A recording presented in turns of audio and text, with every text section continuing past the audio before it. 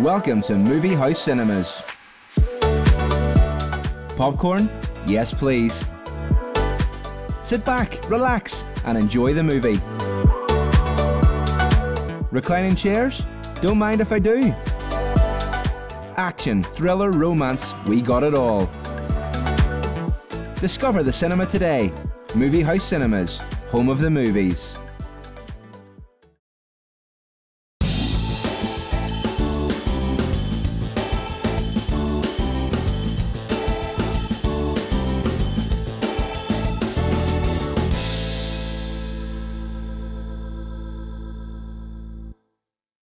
Good evening, and welcome along to Rob and Elliott tonight. Good to have your company with us once again. Coming up on the show, I'll be chatting to James Pattison, who's playing the part of Paul Simon in the Simon Garfunkel Story, which is on its way to Belfast's Grand Opera House. The music is just, it's timeless, it's really well written, it's a pleasure to play, and the crowds love it as well. We'll be taking a look at some new research that looks at the nation's eating habits while watching TV. We'll be chatting to Dr Stuart Farrimond. Comfort foods are these things that we go back to time and time again. They have nostalgia, they have memories seeped in with it, in the same way that we have really comforting memories with our favourite TV soap. Award-winning director Thomas McQuillan is going to be here telling us all about his brand new short film, Memories of Us. That's where I was determined to make this film as well, because of the success of An Irish Goodbye. I was just like, if they can do it, we can do it, you know, maybe we can be the next BAFTA winners, you know. We'll be finding out all about this year's Cornerstone Music Festival. The Cornerstone is a little festival that I run for a local charity, LCCL, in Downpatrick, who do great work helping people with addiction problems, self-worth, trauma. You know, the little charities I feel just need a bit of more of a helping hand. We'll have music from a rock band Black Dog Moon.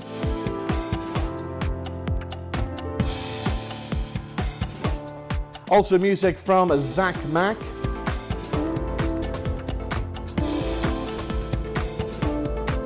And the new star of Irish country music, Amber Campbell. Plus, we'll find out why this guy, Declan McFerran, has made it into the Guinness Book of World Records. I remember coming across a guy in Australia who made a similar YouTube video and it was breaking silly world records, so I thought, let me find a few silly world records that maybe could be broken.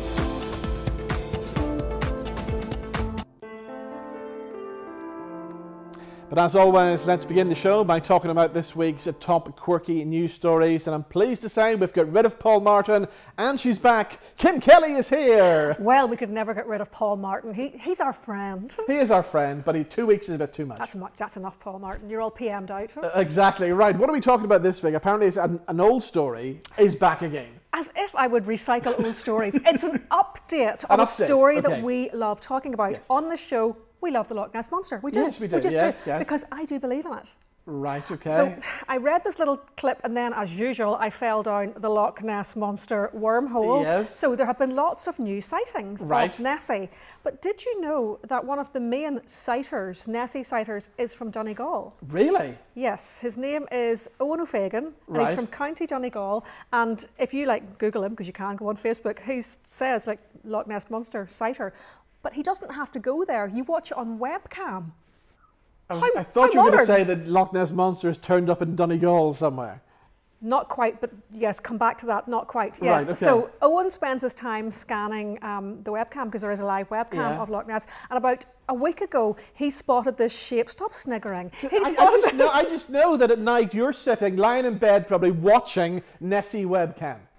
Okay. Well, yeah, okay. That's look. It's Owen that does it. It's not me. It's Owen. This is his pastime. He found a 16-foot image. He said it was a bit like a minibus, and it was quite solid, and it was sort of moving through the water, and it was not at all wriggly. So it's clearly the Loch Ness Monster. So I started Googling, and then I realised that this man actually does this kind of semi-professionally, and he's one of hundreds of people who watch the Loch on webcam.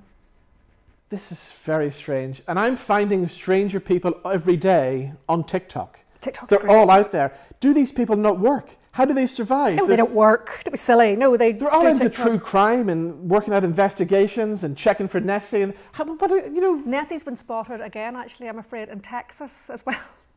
How? So, okay, remember the big storm there was recently? There was a hurricane. Yes. So this shape appeared on the motorway outside Houston, and right enough, it's a picture, and it looks like, the curvy sort of neck of Nessie, and everyone was like, what's this? What's this? And they got closer, and now it was actually a chair. However, they had all the people on quoted. Owen was there being quoted, and so maybe we could become experts. Because you don't actually I thought you would have to go and get a tent.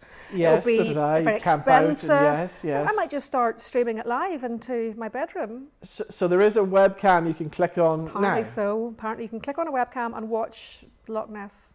Kim, how can anybody sit and watch that? Well, they do. Owen does. I wonder if we could get him on the show. Do you think he's a viewer? I think, Owen, if you're watching, come and join us on the show next week, please. I think so. Let's get him on. Okay. Okay. Moving on from the excitement of Loch Ness. We're going to go to animals next. So It's been a bit of a funny summer in Greece. There's been really hot weather, there's been storms, there's been wildfires. A lot of the crops have gone, so people are really worried about that. There's, people who own farms, there's not much left. Right. So this shepherd was out one day and he noticed that his flock was acting, as he said, a little bit strange, and he couldn't figure out just why. He said they were leaping around like goats, and he thought, what's going on here? So he went and checked the greenhouse where all the crops had been moved to. There was only this greenhouse left. Yeah. And it was empty. Right. And what had been in that greenhouse? Medicinal cannabis. So 50 kilograms. The sheep ate 50 kilograms of medicinal cannabis. Apparently they were in great form. I would imagine they would be. Quite bad behaviour. Couldn't resist it. Sorry, I couldn't resist it. Bring back Paul Martin. I couldn't resist it. Bring him back. Okay, from stone to sheep to what's next? We're on to eating. Right. We're on to eating. So 14 people in Japan have been taken to hospital for eating these crisps that are made out of a ghost pepper. Apparently they had to be wheeled out of school. So this young fella brought in these crisps that are for sale. They've got a warning on them, and he brought them in and shared them with 33 of his classmates. 14 of his classmates ended up in hospital. They had to be wheeled out of the school in wheelchairs. Right, okay. But the rest were fine. Right, okay, that's scary. So don't eat those crisps. Yeah. So there's some real good lessons for us this week. It's all about learning. My story. It's all about learning. You're coming back later. Apparently so. Because I've got a challenge for you. Yes, apparently so. We've got Declan McFerran on the show, who is a world record breaker, okay? But we're not going to tell you why. Yeah. I'm going to keep you in suspense a little bit longer, and you'll be back, all right? Can't wait. Can't wait, okay.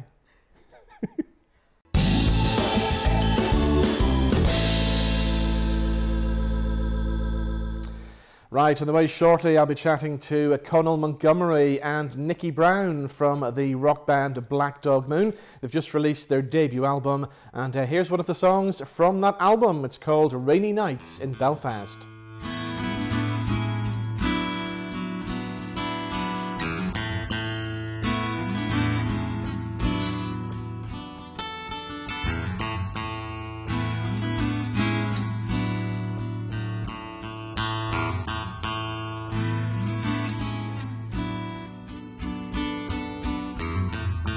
Thursday night I'm looking out for you.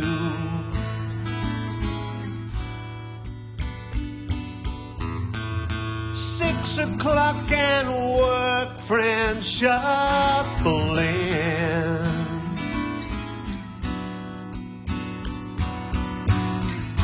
Just another night for me and you.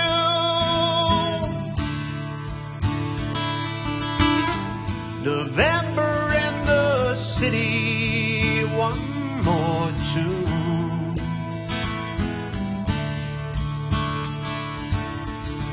I see you walking by the window. Heart beats faster, song is over.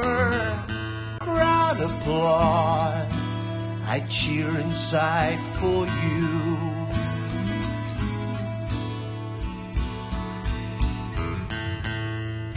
Everybody's talking at the bar to Stu.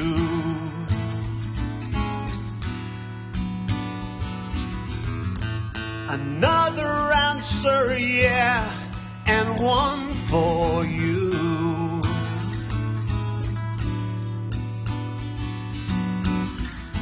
Barman drops a glass, the place explodes.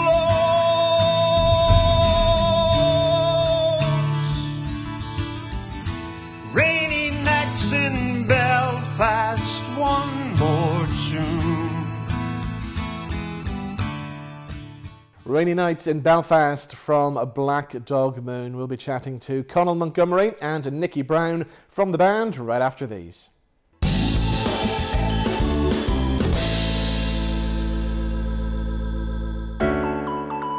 Is your child a budding chef? Do you think they could be the next culinary sensation, the rising star young chef of the year? If your child is aged between 10 and 16, this is their chance to shine. Simply send a short video of them cooking their signature dish and telling us a little bit about themselves, along with their details to youngchefni@gmail.com. Entries close June 30th, 2024, so get your child's entry in now.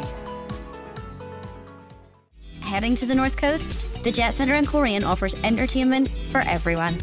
There's an 8-screen movie house cinema with all the best movies, 10-pin bowling, a massive arcade, soft play for the wee ones. Outdoors, there's a mini fun park and gem mining, plus an 18-hole floodlit mini golf course. Rain or shine, there's something for everyone here at the Jet Centre. Find out more at thejetcentre.co.uk.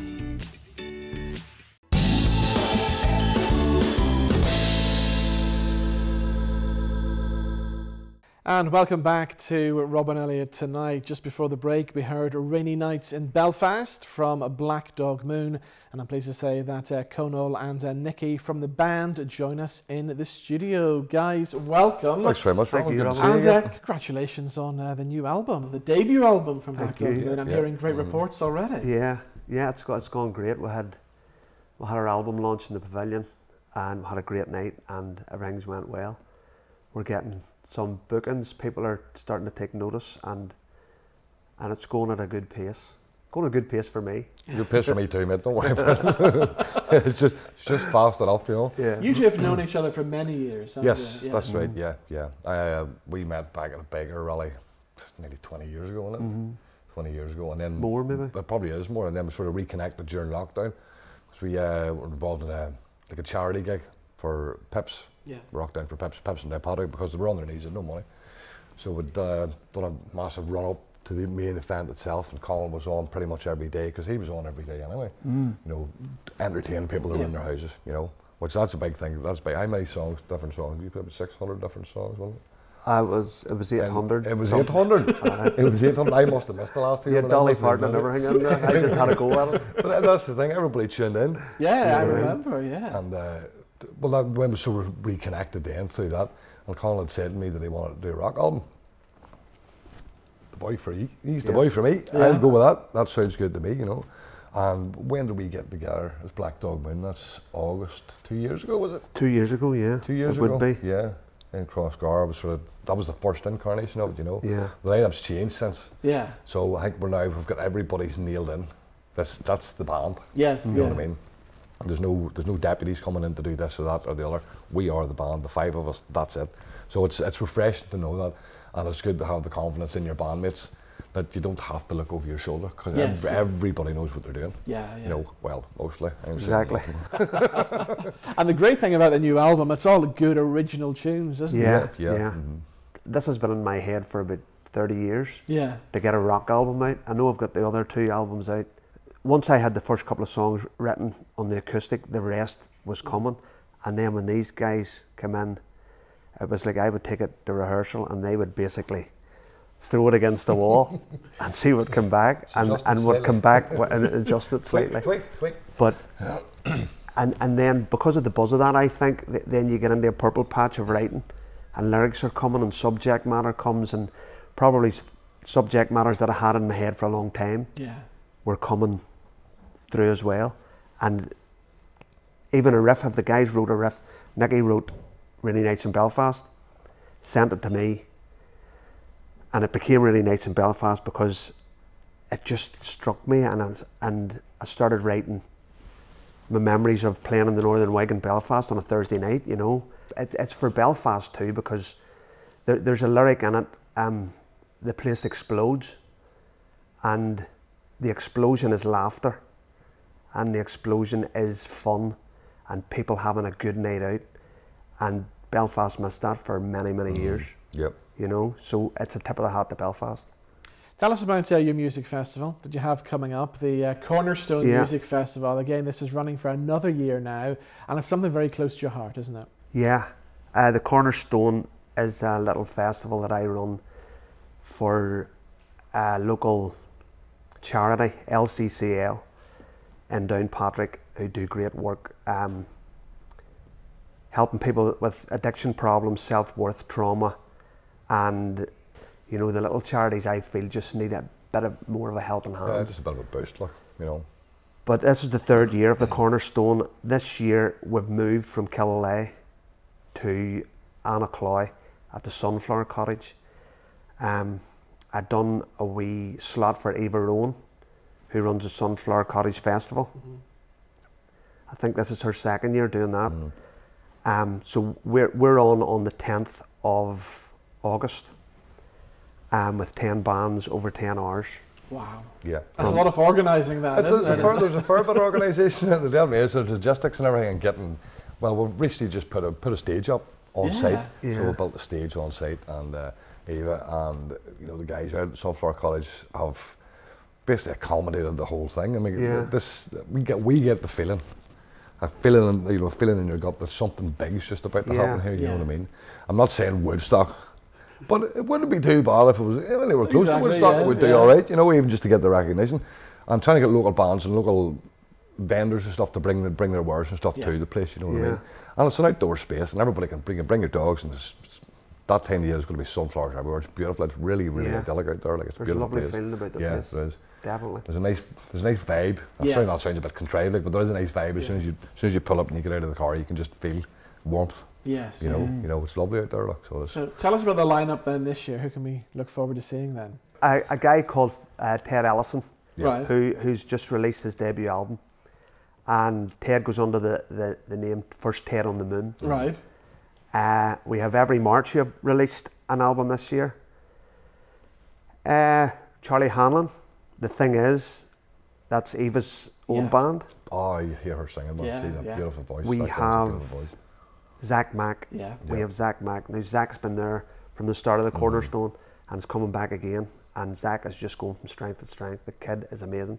A few other wee acts in there too. Take It Easy. I better not miss one. You know, Short Circuit playing. Short Circuit's playing. Short Circuit. Take It Easy. Yeah, I think we've covered them all. I hope you better not have missed something. People are going to watch this on TV, you know. I know. And if I've missed you, I'm very sorry. I just can't think off the top of my head. So it's going to be the 10th of August then. How do people get their tickets then for it?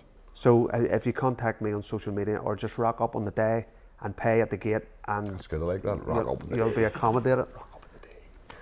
Brilliant. Well, guys, the best of luck for the festival. You mentioned Zac Mac there. Should we play one of his music videos now? Yeah, good lad, Zac. Let's go for it then, and we'll see you at your Cornerstone Music Festival. Thank you very much. Thank you, Robin. Well, here he is. Always welcome on the show as well. Here is the fabulous Zac Mac.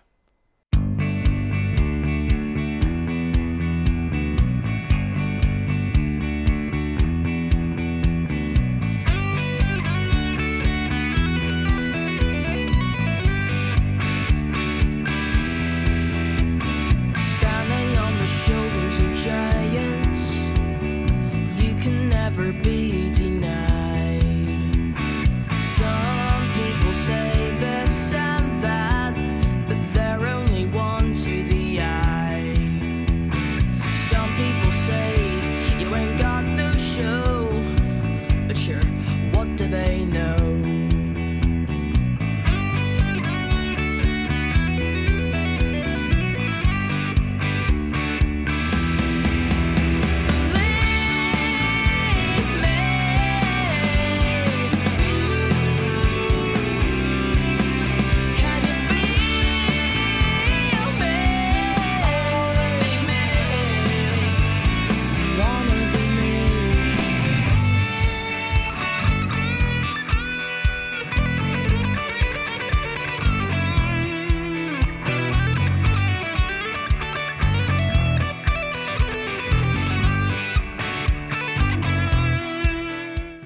Right, my next guest on the show this evening is somebody that I'm very excited about meeting. He is the Mr. Potato Head Guinness World Record holder. It's Declan McFerran. How are you? I'm pretty good. How are you? Very well, thank you. Good to see you. So before we talk about this world record that you've just launched, tell us about your background, because I was on your Instagram page and you're backflipping all over the place. And that's me. Yeah. If you ask any of my friends, they'll just know me as like the guy that does backflips. During lockdown, I got into like doing flips on the trampoline, and then I brought it outside, and I was like, might as well make a career out of it. So I now I coach gymnastics, and I also teach taekwondo, which is probably where my love for moving and athletics and all that started. But I really found a love for doing flips. Yeah, and if they go onto your Instagram, then there's lots of fabulous footage on there, isn't there? There is, if you want to go have a look. But then, of course, you'll find out that I went off on a tangent and beat a world record with regards to a Mr. Potato Head. So how did this come about? Because it wasn't just Mr. Potato Head, you tried other things as well, didn't you? Yeah, basically I do a little bit of YouTube on the side as well as all my teaching. So I like to make YouTube videos, and I remember coming across a guy in Australia who made a similar YouTube video, and it was breaking silly world records. So I thought, let me find a few silly world records that maybe could be broken. And then I saw this one, I was like, I probably could actually get close. So I bought the little timer for my hand so it would be as accurate as possible. And then first couple of attempts went not too well, but then I had everything set up and I was getting closer, so I was just chipping away at it until I broke it. Brilliant. So did you have one of these when you were a kid? Although Guinness said yes, not really.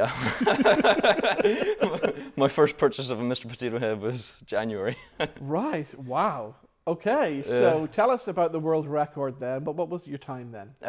My time was 5.158 seconds, although they said 5.15, even though technically, rounding up, it should be 5.16. Right, but, okay. It seems slow, and I promise it feels slow too, but I can't get it any faster. It's really hard to get in like the small holes, everything's so precise. Yeah. And it's just difficult. And before you did this, the previous record holder was a 13-year-old girl. I honestly don't even know. Her time is 5.69 seconds. Yeah. Yeah.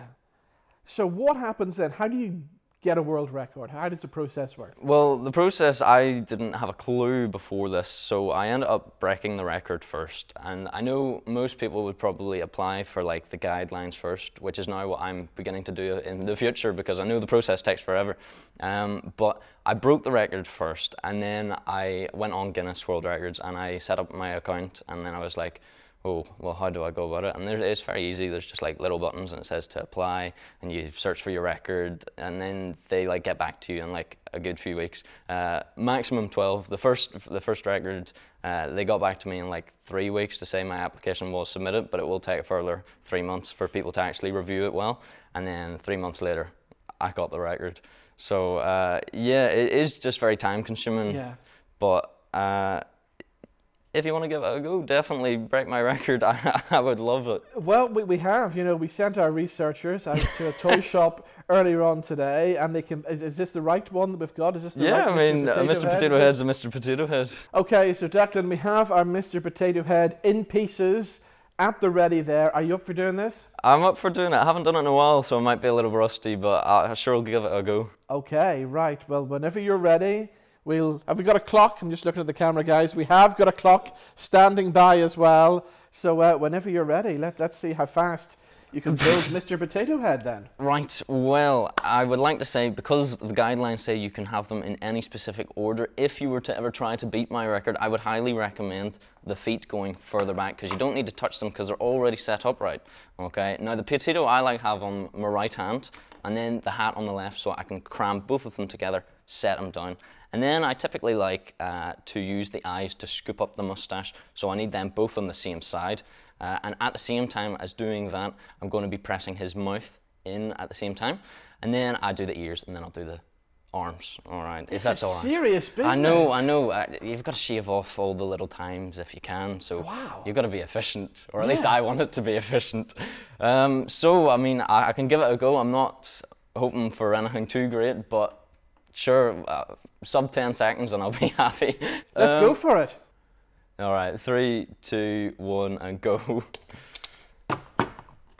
Oh my gosh, this is such a slow run. I put his eyes into it. What am I talking about?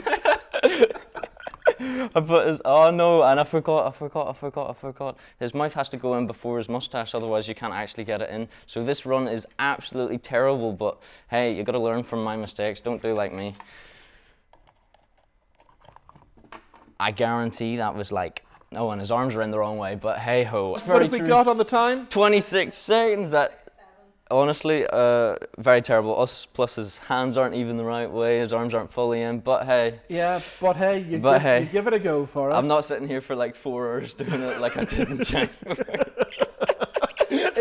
Is there another challenge in your mind? Is there anything you really want to achieve? Currently, I'm another record in the applying stage. I have it applied. I also applied at the same time as this one, so it just took longer to come through. I typed the alphabet backwards, blindfolded in the quickest time. It was another silly record for that YouTube video, and I ended up doing it. So again, I got it applied. They just haven't confirmed it yet, but it should come through. It was 4.28 seconds. Wow. That one I'm actually more impressed about. This one's just kind of like, it's a funny record to have. It is, yeah. Well, will you come back and do that one for us? Oh yeah, 100%. Well? That one's easier. I prefer typing. Typing's pretty easy. I could get close to the record again. Brilliant. Yeah. Okay, well, the best of luck with that one. Thank you. And Declan, it's been great. Thank you so much for coming in. Thank you so much for having me. You. Brilliant.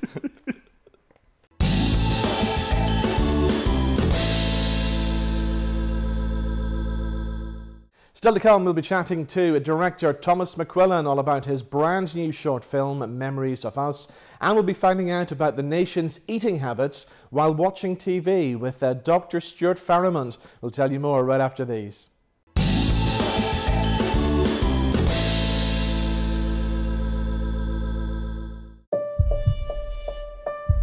Here we are on the north coast, where sporting legends are made. He needs this putt to advance to the next stage, but can he do it? The crowd are holding their breath. Can he cope with the pressure?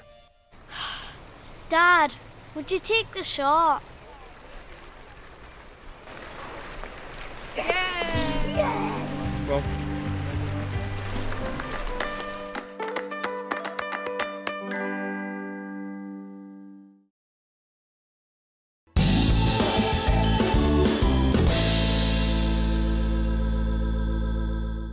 And welcome back to Rob and Elliott tonight. Now tell me this, what do you like to eat while you're watching your favourite TV programmes?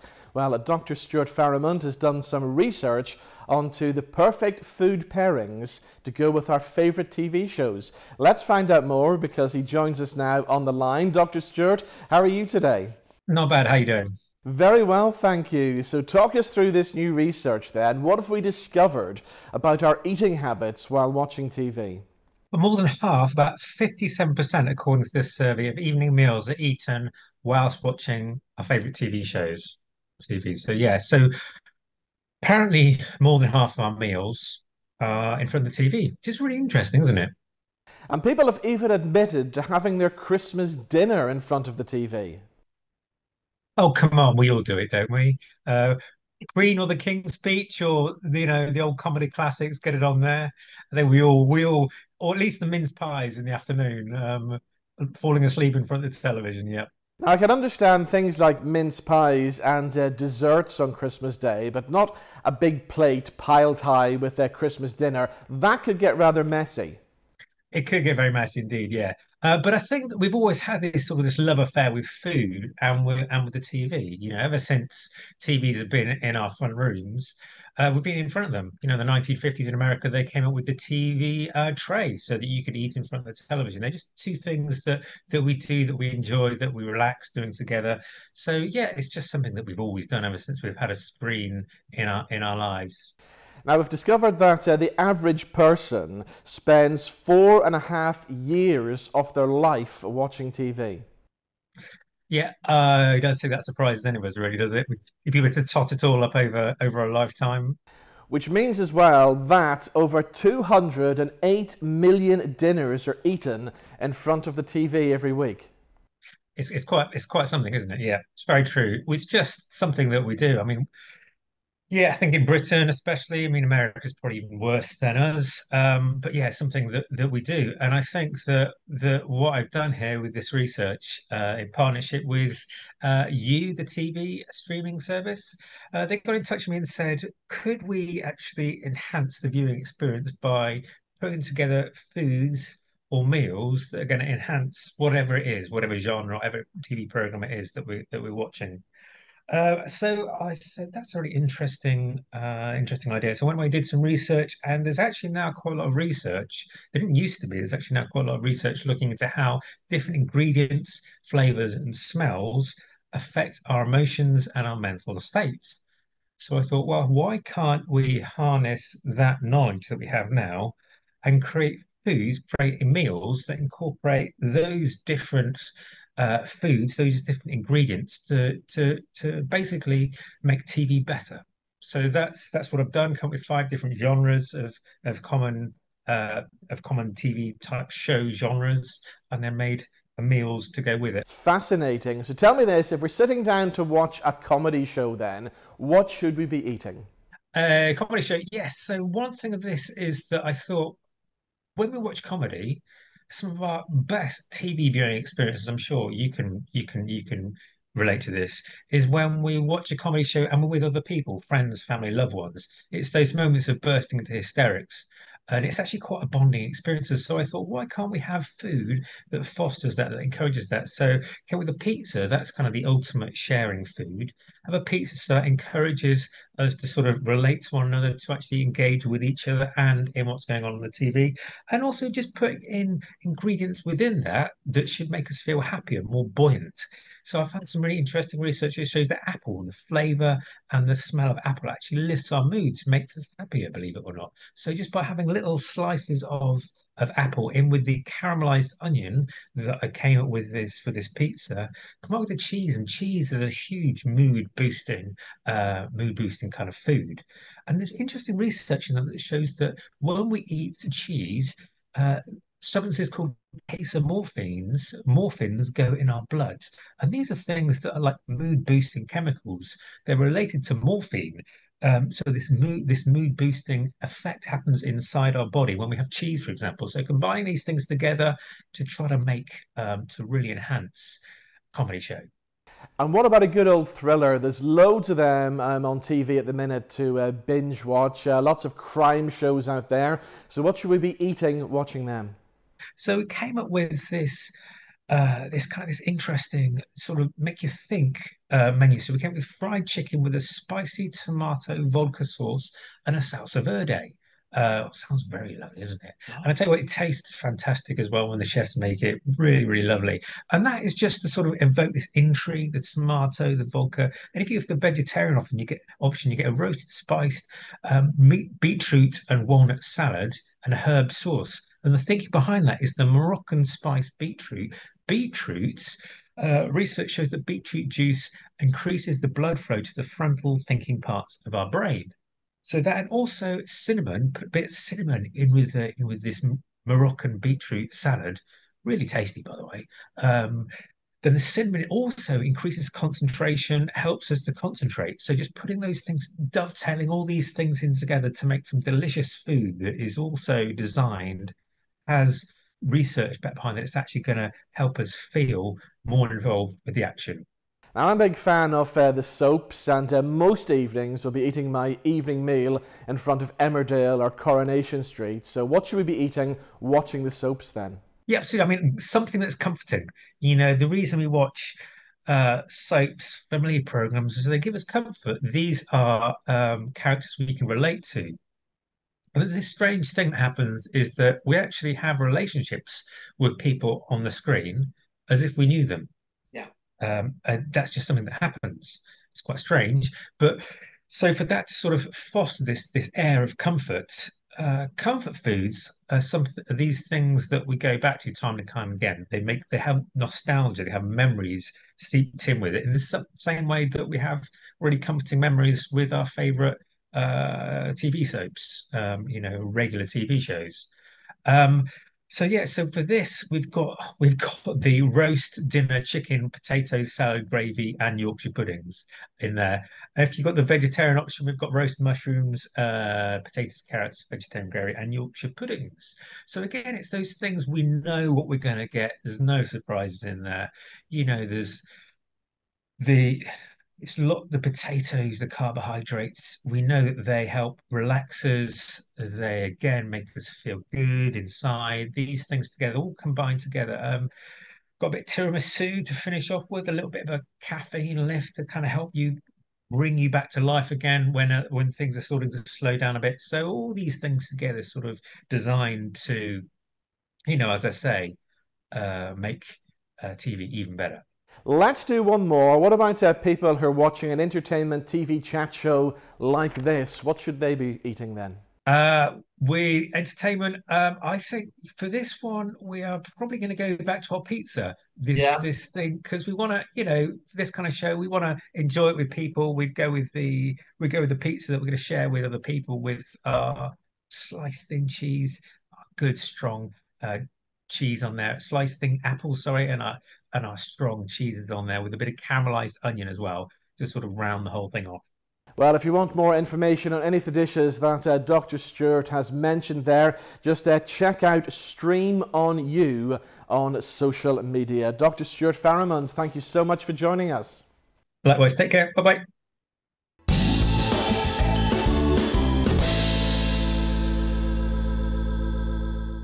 Right, still to come, I'll be chatting to James Pattison, who's playing the part of Paul Simon in the Simon and Garfunkel show, which is on its way to the Grand Opera House here in Belfast. But before all that, Kim Kelly is back with us. You saw Declan earlier on with his Mr. Potato Head. He is a Guinness World Record breaker. So he says. But he only managed 26.7 seconds. Yes. This time, so you have to beat this. Yes. Okay, yes. To be the record holder on the Rob and Elliott Tonight Show. Yeah. So, are you familiar, first of all, with Not really. Mr. This Potato kind Head? of bypassed me. I think I'm too old for this. I think this came after. Like, I'm 50, so I think these came... I think if you were like 40 or 30, this might be more you. Right, okay. What do you think? Did you play with this whenever you were No, little? I didn't have this either, you see. We're too old. Exactly, we are. Right, so you've got your pieces there. Yep. So Kim Kelly will give you a countdown. 3, 2, 1. God, it's stiff. Oh, no, I've gone the wrong order. What's that? That looks like a mistake. You see, Declan did show us earlier on there is a specific way of doing it. Right. I think she could do this. There's a bit that I don't know where. Oh God, I've put his arm in his ear. Oh no, I've done no. Right, there's one last bit. There, done. Done. Okay, what have we got on the clock? What's 59.9 minus 26.7? Am I actually a Guinness? So is she a champion? What? Turn him around. Let's see him. No. No, What's wrong with him? His moustache is maybe under his nose. Says who? What is it? Don't be so... No, I think it looks fine like that. No? Under his nose? Under his nose. That's can just... you spin it around? Yeah, but that's just... That doesn't really matter, does it? There, but I think he looks... I thought he looked better with it over his nose, kind of... Like, my moustache is sort of here. Yeah, okay. So I am now the Guinness... You're not a Guinness because you had to do it in 5 seconds, but you've beaten Declan on the show today. Yeah. So cool. You're champion on this show. Northern Ireland champion. But I like the moustache the way it was. He looked better with the moustache up there, I thought. Right, okay. That's actually quite good, if you were... If you did that every morning, you'd... You would get better at it. You would. Okay. Yeah. Kim Kelly, thank you so much for joining us.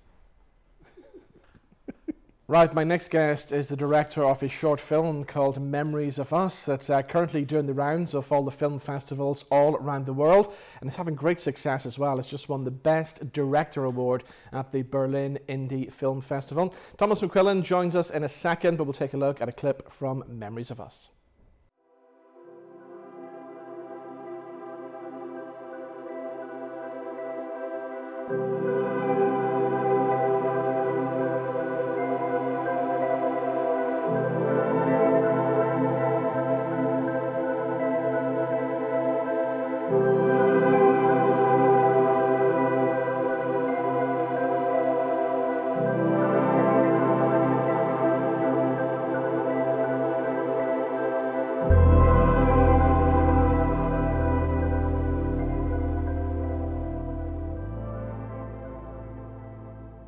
So the director of Memories of Us, Thomas McQuillan, joins us now in the studio.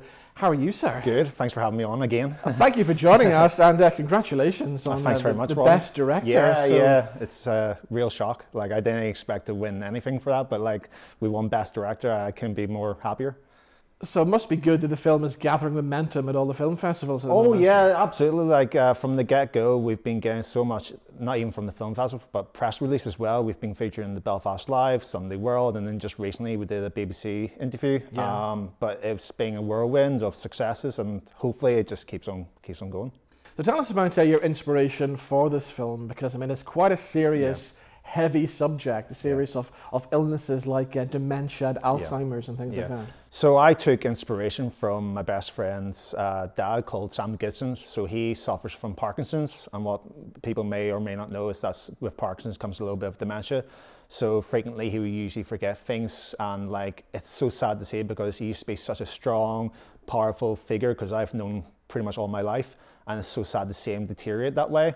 So I was like, I need to make a movie that spreads awareness about some sort of memory loss disease, because it was just so sad to see. And then I did a lot of research, and I found out that you can get early onset Alzheimer's in your early 30s, and that's in like very rare cases, like 30, 32.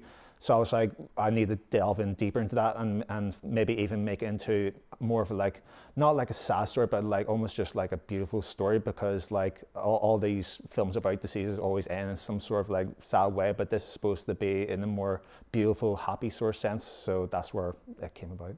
And of course, we need more awareness about the younger ages now as well. I mean, you yourself, you're what, 26 now? 27, so I'm nearly that 30-year mark. So it's even in my head, it's just like one day that could be me. And so that's why I really wanted to make this movie, to spread awareness for people my age as well, that this could happen. So if anyone has any sort of like symptoms of it, just anything at all, don't be scared, just go down to the doctor, get yourself checked up. So tell us about the storyline and what happens to the characters in the film then. Yes, it centers around this main character called Jason, who's played by Will Jordan, and he is the boyfriend of our Sophia, who's played by Mimi Milmore, and so they're going about their daily lives as a happy couple, and one day he experiences these migraines, these headaches, which are one of the symptoms, and just one thing leads to another, and it becomes more severe, and so it comes to a point where he needs to go to the doctor, he needs to get this checked up, and that's where they've been told that he has early onset Alzheimer's. So we go through this whole journey of her trying to get him to remember all of his past places that they've been both sharing their memories together, and it just comes to the end where it's just like his memory's almost like far gone, and I don't want to spoil it too much, but there's a nice little thing they do at the end, and I really think that's the most powerful point of the film. What about putting a film like this together? Where does the funding come from? So whenever we originally came up with the whole funding process, we were aiming to get $3.5 grand to make this film. That was to pay all of our actors. Like, they're so fantastic. Will, Mimi, Laura D, like, they're fantastic actors, and they need paid, and as well as our crew, like, they're all so professional. But unfortunately, with our crowdfunding, we didn't reach that goal. We reached £500. Right. So, but our entire team was so dedicated to make this beautiful film, and I'm so grateful that they did that. So a lot of our budget went to paying for fuel, you know, covering food and drinks, and just making sure that they're all happy and willing to keep on going with this project. So what's next? It's the LA Film Festival next, isn't it? Yes, so we just got some news. So our film has been selected for an LA-based film festival, which is called the Indie Short Film Festival.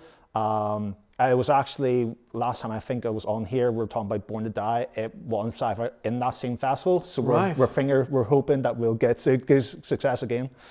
And it must be good for Northern Ireland films. I mean, I suppose on the back of things like An Irish Goodbye, that's kind of put Northern Ireland on the worldwide map for short films, hasn't it? Absolutely, and that's where I was determined to make this film as well, because of the success of An Irish Goodbye. I was just like, if they can do it, we can do it. You know, maybe we can be the next BAFTA winners. You know? Brilliant. So is there another film idea in the pipeline, or what's next for you? So we're going to be making our very first feature film. We actually have two on the line. We have just submitted one off to NI Screen, and the next one would be one that is a passion project for me. It is a World War I feature film based on my great-great-grandfather, Thomas Francie. Wow, and it would be difficult in a World War I film, I would imagine. Especially with budget constraints, yes, so this will definitely need a big budget for this. Yeah, so is it tough out there for filmmakers? It is, especially whenever it comes to funding, but there's a local group here called the Belfast Film Club, and we try and make short films every single month, and that's usually with or without budget, like usually it's no budget at all, and it's just getting ourselves out there, making films, you know, that's what we love to do, is making films. So.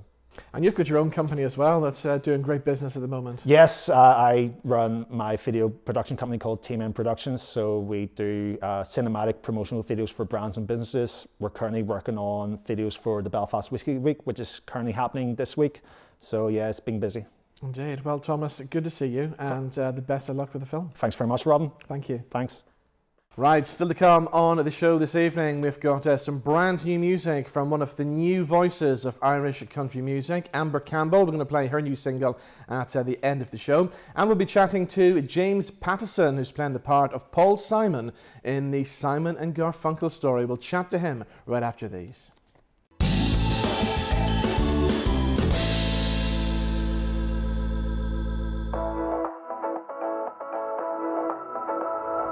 Let the good times roll at Super Strikes at the Jet Centre. You can now book your lane online. We've got 14 bowling lanes and 4 mini bowling lanes. Plus we serve delicious hot food and snacks, or enjoy a cold beverage with your food after the game. Discover bowling today at the Jet Centre.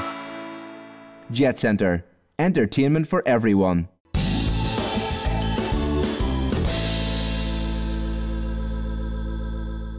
And welcome back to the final part of Robin Elliott tonight. The Simon and Garfunkel Story has been playing to sell-out audiences in over 50 countries worldwide. It's on its way to Belfast. It's coming to the Grand Opera House. James Pattison is playing the part of Paul Simon, and we'll chat to him in just a second after we take a look at this clip from the Simon and Garfunkel Story.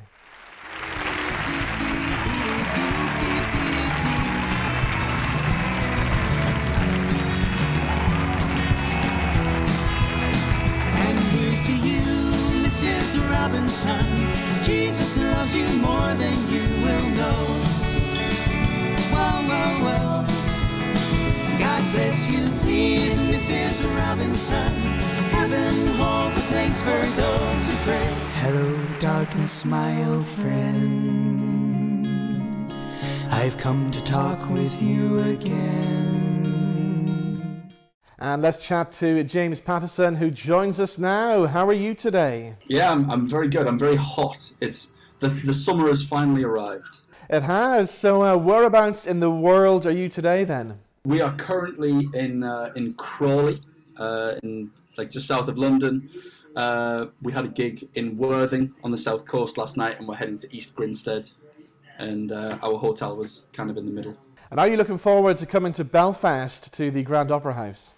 I am. We all are actually. We're really looking forward to getting over there, and it's quite a blessing to have a number of shows in the same venue. Normally, we only get to do the one night, so we don't get to stay in a place for that long. So we're really excited to get 3 whole days in Belfast. Tell us about the show then, because to do a show like this, you must have been a fan of the music of Simon and Garfunkel. It's interesting that you say that. I grew up listening and playing lots of James Taylor. I'm a big James Taylor superfan, which is, you know, a similar era and a similar style of music, but I never really crossed over into Simon and Garfunkel. So I've been lucky enough to get to go through that discovery over the last, year or so, and I'm absolutely loving it. It's such a testament to the quality of the music, in that I've been doing the job for about 7 months now, and I still love it every night. It doesn't get old. The music is just, it's timeless, it's really well written, it's a pleasure to play, and the crowds love it as well. And as well as all the big songs in the show, you also tell the story of Simon and Garfunkel throughout their career. You use photographs and projections and things like that. That's right. It's more than a gig, and it's not a play. It's not a gig.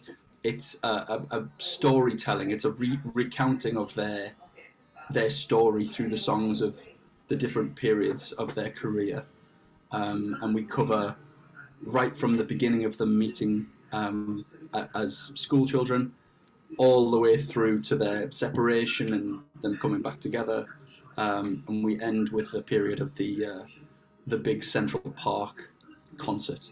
And the songs really are timeless. They're songs that everybody will remember. Yeah, absolutely. The first act does cover their early days, so we usually get the feedback of that the first act has some that people aren't necessarily familiar with, but they are great songs, and they're great songs in demonstrating the musical taste of them as a pair. You know, their style really changes from album to album. We try to cover all of that ground. And then as we get into the second act of the show, it's basically banger after banger after banger. They're just great songs in certain venues. If they're allowed to get up out of their seats, we usually end up with people dancing in the aisles and things like that. So it's a really great concert. Now, we know that they grew up in the Queens area of New York, and in the early days they were in a rock and roll duo called Tom and Jerry. So do you cover that period? Yeah, we do. We have a little bit of the Tom and Jerry stuff in there right at the top of the show, which is a nice way to open. It's a nice energy to start with. Now, I believe that Art Garfunkel has actually been to see the show. He has. He went to see. So while we are the UK company and we get to do the international touring, there are two companies that also perform the show in the US.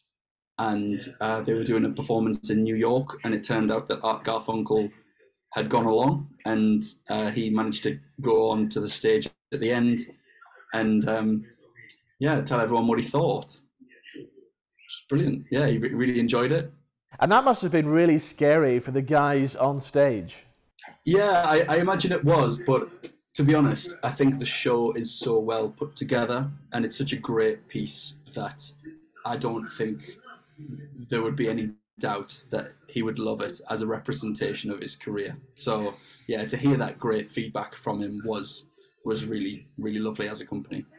And what about playing the part of Paul Simon? Because of course, apart from being part of Simon and Garfunkel, Paul is also a fabulous songwriter and artist, solo artist in his own right as well.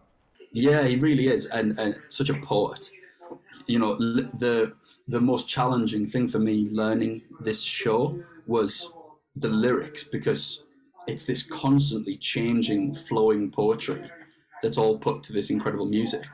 So getting, you know, every word is so particular. He's such a genius in that way. Everything has importance, and you don't want to skip out on any of that, which was a real challenge. But wow, what an amazing back catalogue to get to perform every night. Well, the Simon and Garfunkel Story comes to the Grand Opera House here in Belfast between the 5th and 7th of August. I'm looking forward to seeing it. James, it's been lovely talking to you. Thank you so much for joining us. Thank you so much. We're really excited to get over there. Right, to finish the show this week, some brand new music from a young lady who won the Best Newcomer, the Best Female Newcomer Award at this year's Northern Ireland Country Music Awards. We're talking about Amber Campbell, and her brand new single is called You're the First Thing I Think Of. We're going to play it for you now, and we'll see you back here same time next week. Bye-bye.